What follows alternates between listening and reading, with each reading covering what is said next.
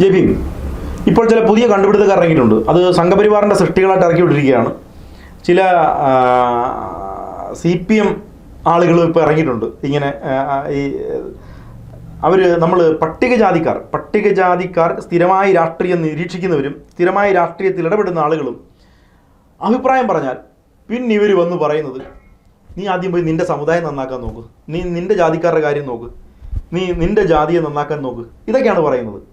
അപ്പോൾ ഇത്തരക്കാരോട് ഞങ്ങൾക്ക് പറയാനുള്ളത്, നിങ്ങൾ അങ്ങനെ ഞങ്ങളെ മാറ്റി നിർത്തുമെങ്കിൽ നിങ്ങളൊരു കാര്യം ചെയ്യണം, വോട്ടിൻ്റെ കാര്യത്തിൽ ഞങ്ങളെ മാറ്റി നിർത്തണം.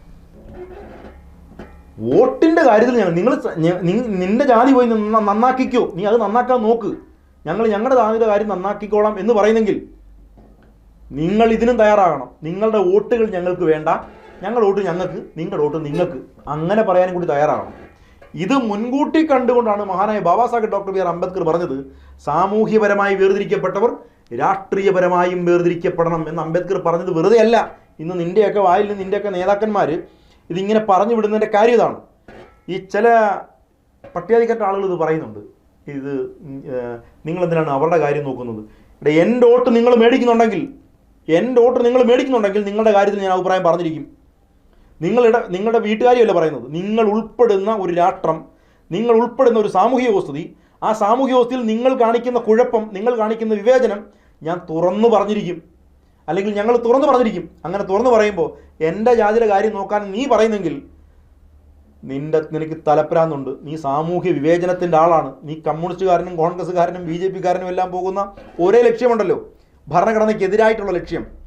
അവിടെയാണ് നീ നിൽക്കുന്നത്. അതൊന്നും ഞങ്ങൾക്ക് അംഗീകരിച്ചു തരാൻ കഴിയില്ല. ഞങ്ങൾ രാഷ്ട്രീയം പറയും, അതിൽ കൈകടത്തും.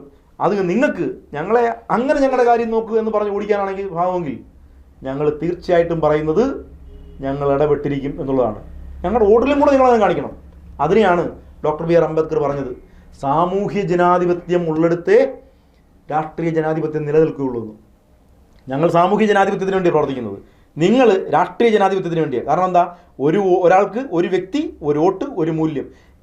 നിങ്ങളുടേതിന് തുല്യമായ ഞങ്ങളുടെ മൂല്യത്തെ നിങ്ങൾ അങ്ങോട്ട് എടുക്കുകയും സാമൂഹ്യപരമായി ഞങ്ങളെ അംഗീകരിക്കാതിരിക്കുകയും ചെയ്യുന്നതുകൊണ്ടാണ് നിങ്ങൾ പറയുന്നത്.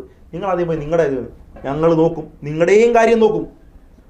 ഞങ്ങളുടെ വോട്ട് നിങ്ങൾ വാങ്ങി അധികാരത്തിൽ വരുന്നുണ്ടെങ്കിൽ ഈ ഭൂരിപക്ഷമുള്ള ഞങ്ങളുടെ വോട്ട് നിങ്ങൾ പോവുകയും ഹിന്ദുമതത്തിലെ ന്യൂനപക്ഷമായ നിങ്ങൾ ഇങ്ങനെ അഭിപ്രായം പറയുകയും ചെയ്യുന്നെങ്കിൽ ഞങ്ങൾ ഇനിയും അഭിപ്രായം പറയും, ഞങ്ങൾ ഇനിയും ഇടപെടും. സാമൂഹ്യ ജനാധിപത്യമാണ് കൃത്യമെന്ന് ജനങ്ങളെ ഞങ്ങൾ ബോധ്യപ്പെടുത്തുകയും ചെയ്യും. ജയ് ഭീം.